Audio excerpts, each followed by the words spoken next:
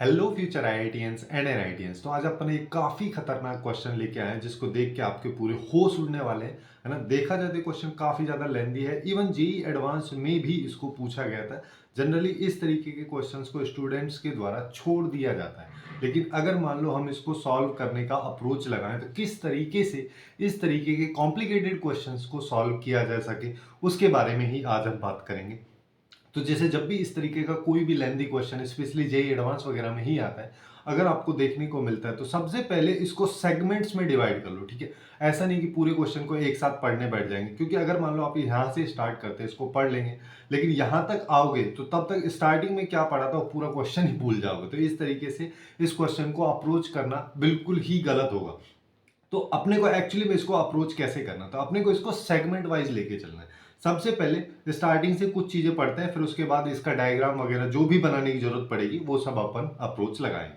जैसे यहाँ पे क्या बोला है, अपने पास में बोला है कि अपने पास में एक टी लाइन है और ये लाइन एक्चुअली में दो पॉइंट से पास हो रही है, एक पी पॉइंट है एक क्यू पॉइंट है, ठीक है। तो इसके बेसिस पे अपने दिमाग में क्या क्लिक होना चाहिए कि दो पॉइंट्स दे रखे तो लाइन वगैरह की इक्वेशन हम लिख सकते हैं, है ना। अब क्या बोला है, यहाँ पे बोला है कि F1 अपने पास में एक सेट है जिसमें पेयर ऑफ सर्किल्स को रिप्रेजेंट किया जा रहा है, ठीक है, जिसमें मतलब अपने पास दो सर्किल है। तो बेसिकली F1 को भी अगर तुम हटा दोगे तो अपन यहाँ पे ऐसा बोल सकते हैं कि अपने पास दो सर्किल है, एक S1 है एक S2 है, उन दोनों पे T एक टेंजेंट है। ये जो लाइन थी ये एक्चुअली में दोनों सर्किल पे टेंजेंट बन रही है।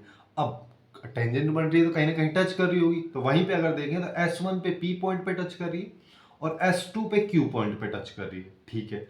उसके साथ साथ क्या बोल रहा है, उसके साथ साथ यहाँ पे बोल रहा है कि S1 और S2 जो है एक दूसरे को और टच करते हैं M पॉइंट पे।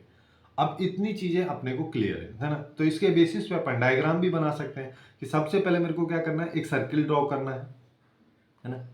इसको अपन S1 सर्किल बोल दे रहे हैं, है ना।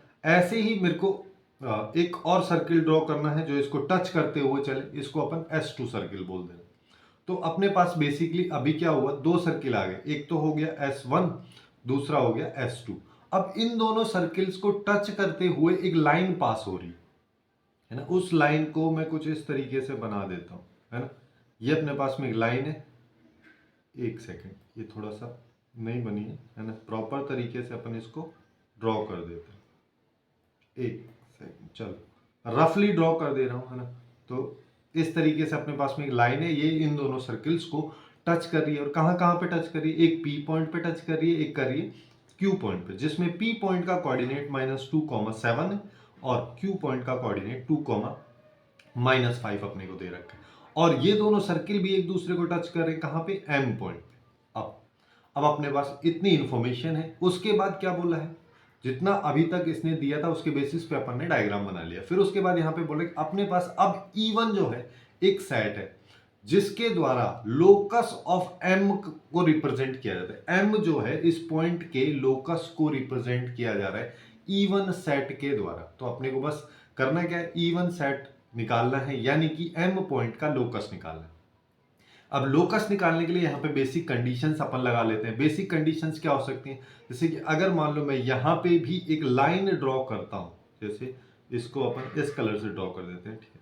मैं यहाँ पे अगर एक लाइन ड्रॉ करता हूँ जो कि इधर से पास हो रही, ये अपन ने लाइन ड्रॉ कर दी। अरे यार एक सेकेंड ना, इसको रफली ही ड्रॉ कर लेते हैं। अपन यहाँ से एक लाइन ड्रॉ कर, अब यहां पे क्या कह रहा है, अब देखो, अब अगर मान लो मैं केवल और केवल S1 सर्किल को कंसीडर करता हूं तो उसके लिए ऐसा बोल सकते हैं, ये एक D पॉइंट है, D पॉइंट से दो टेंजेंट जा रही है, एक PD हो गया एक DM हो गया, है ना। अब सिंस इन दोनों टेंजेंट्स की लेंथ इक्वल होनी चाहिए, तो अपन यहां पे पहली कंडीशन क्या बोल सकते हैं, PD इक्वल टू MD, ठीक है। अब मैं केवल S2 सर्किल को कंसीडर करता हूं, उसके बेसिस पे मैं क्या बोल सकता हूं कि DM की जो लेंथ है ना, ये M पॉइंट यहां पे है, DM की जो लेंथ है वो DQ के बराबर होनी चाहिए। DM बोल दो या MD बोल दो, दोनों की लेंथ जो है DQ इक्वल होनी चाहिए। यहां से अपने पास क्या कंडीशन आ रही है कि PD equal to MD equal to DQ, ये अपने पास में कंडीशन आ रही है। और इसी के बेसिस पे ही अपन M पॉइंट का लोकस निकाल लेंगे। अब बस यहाँ पे थोड़ा सा काम ये करना है कि एम पॉइंट, अब डी पॉइंट को अगर मान लो मैं देखता हूं तो ये वाली लेंथ और ये वाली लेंथ दोनों लेंथ एक दूसरे के इक्वल है, जिसका मतलब डी जो है मिड पॉइंट है। मिड पॉइंट का कोऑर्डिनेट निकाल लो, -2 + 2 करेंगे तो 0 हो गया, 0/2 यानी कि 0। और 7 माइनस 5 किया तो 2 आया, 2 डिवाइड बाई 2 यानी कि 1, 0,1 जो है डी पॉइंट का कोऑर्डिनेट अपने पास में आ गया। अब यहां से देखो लोकस निकालने का तरीका क्या होता है कि जो जिस पॉइंट के रेस्पेक्ट में निकालना है उसको एच और के मान लो, फिर बाद में उसको एक्स और वाई से अपन रिप्लेस करते हैं। तो मैं डायरेक्टली यहाँ पे इसको एक्स और वाई मान लेता हूँ, एक्स कॉमा वाई मैंने यहाँ पे मान लिया। अब यहाँ पे इस कंडीशन का यूज कर लेते हैं। उसके लिए देखो मेरे को पी डी लेंथ की जरूरत पड़ेगी। अब सिंस पी पॉइंट भी मेरे को पता है, डी पॉइंट भी मेरे को पता है, तो मैं पी डी लेंथ निकाल लेता हूँ। पी डी निकालेंगे तो यहाँ पे क्या आ जाएगा, 0 माइनस माइनस 2 यानी कि 2 का स्क्वायर प्लस 1 माइनस 7 यानी कि माइनस 6 का होल स्क्वायर यानी कि 6 का होल स्क्वायर पूरे पे रूट लगा दो। ये हो गया 36 प्लस 4 यानी कि रूट 40। ठीक है, पीडी की लेंथ अपने पास आ गई। अब एमडी की लेंथ निकालनी है। एमडी की लेंथ के लिए एक पॉइंट अपने को पता है, एक नहीं पता है, तो यहां पे क्या कर देंगे, ये आ जाएगा x माइनस 0 का whole square plus y minus 1 का होल स्क्वायर और पूरे पे रूट इक्वल टू रूट 40। ये आ गया। अब इसी का यूज कर लो। इसका यूज कैसे कर लेंगे, अब ये लोकस आ गया सीधे सीधे, देखो यहां पे आ गया X square plus Y minus 1 का होल स्क्वायर इक्वल टू 40। ये अपने पास में लोकस आ गया है। यहां पे सारे के सारे पॉइंट्स को रिप्रेजेंट किया जा रहा है इस लोकस के द्वारा, जो कि E1 सेट है। अपने पास E1 की वैल्यू आ गई। अब ऑप्शंस को देखते हैं। ये एक मल्टी करेक्ट है, ठीक है, इजार लगा हुआ, जिसका मतलब एक से ज्यादा ऑप्शंस यहाँ पे करेक्ट होने की पॉसिबिलिटी है। तो अब अपने को क्या करना है, अब अपने को ऑप्शंस चेक करने हैं। E1 के बेसिस पे मेरे को दो ऑप्शंस दे रखे हैं। पहला वाला ऑप्शन की बात करेंगे -2, 7, तो -2 को किया तो यहाँ पे ये हो गया 2 का होल स्क्वायर और 7 माइनस 1 है 6 का होल स्क्वायर। वैसे करके तो अपने 40 निकाला था, जिसका मतलब E1 जो है इस लाइन, ये वाला पॉइंट इस लाइन को सेटिस्फाई कर रहा है, ये E1 सेट को सेटिस्फाई कर रहा है, जिसका मतलब ये इस पे लाई करेगा। तो ये अपना सही हो गया। उसके बाद 0,3/2, 0 डाला यहाँ पे, 3/2 माइनस 1 करेंगे तो 1/2, 1/2 का होल स्क्वायर 1/4 जो कि 40 के इक्वल। ऑब्वियस सी बात नहीं है, वही चीज यहाँ पे बोला है कि डज नॉट लाई, तो इसका मतलब ये भी सही हो गया।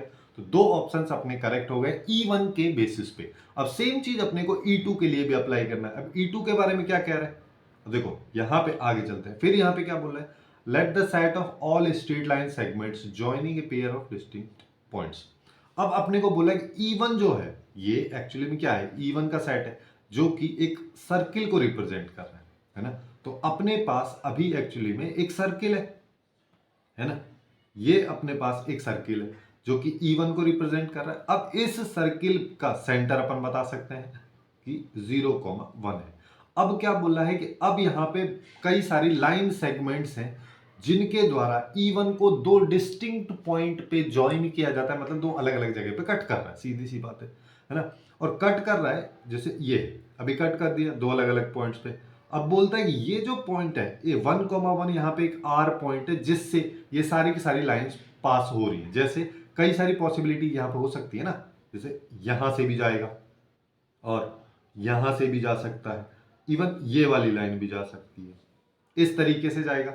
अब क्या बोल रहा है, अब अपन से बोल रहा है कि अब अगर मान लो ये जो लाइन सेगमेंट्स हैं इनका मैं मिड पॉइंट निकालता हूं, जैसे कि व्हाइट वाली लाइन की बात करोगे तो इसका मिड पॉइंट ये वाला हो जाएगा, इसको n बोल दे रहा हूं, है ना। सामने वाली लाइन की बात करोगे तो इसके लिए मिड पॉइंट ये हो जाएगा, यहाँ पे n आ जाएगा, हर किसी लाइन के लिए अलग होगा। और यहाँ पे E2 जो है वो रिप्रेजेंट कर रहा है इस मिड पॉइंट का लोकस। तो मेरे को एक्चुअली में इस मिड पॉइंट n पॉइंट का लोकस बताना है।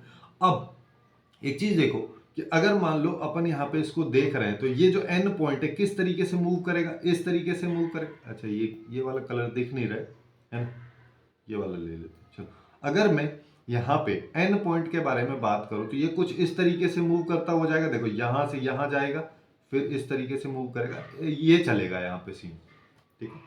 क्योंकि जैसे ये वाली रेड वाली जो ये वाली लाइन है, इस लाइन को अगर देखोगे तो इस लाइन का मिड पॉइंट क्या है, ये जो कि सर्किल का सेंटर है, ये इसका मिड पॉइंट है।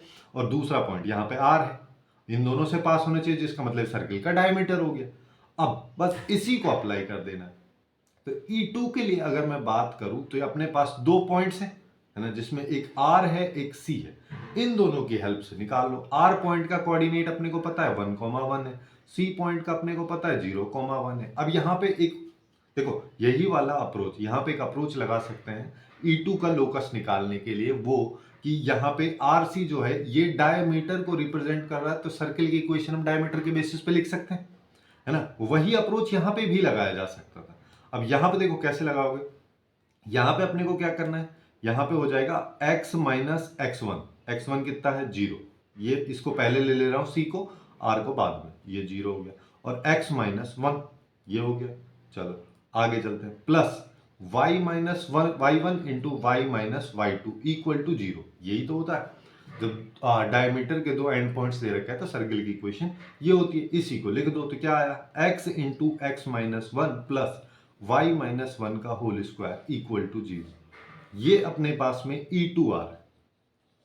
अब E2 के बेसिस पे दो ऑप्शंस दे रखे हैं, उन दोनों को चेक कर लो। जैसे कि हाफ और 1 को अगर मान लो मैं यहाँ पे डालता हूँ तो यहाँ पे क्या आएगा, हाफ आ गया, और अब हाफ में से ये माइनस हाफ आ गया तो ये माइनस 1/4 हो जाएगा, प्लस यहाँ पे 1 डालोगे तो ये तो 0 हो जाएगा। तो ये तो कभी भी 0 के इक्वल नहीं आ रहा था, ये तो हो ही नहीं सकता। अब बी ऑप्शन पे आ जाओ। बी ऑप्शन की अगर मैं बात करूँ तो यहाँ पे आएगा 4/5।